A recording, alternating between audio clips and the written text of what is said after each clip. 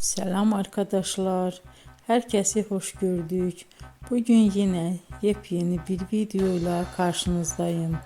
Hayranlıkla izlediğimiz Can Yaman ve Demet Özdemir çiftinden çok güzel fotolar hazırladım.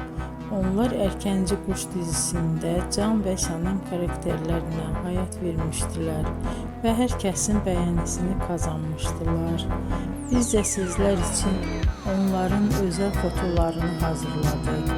Bu muhteşem videoların gelmesini istiyorsanız bol bol yorum yazın.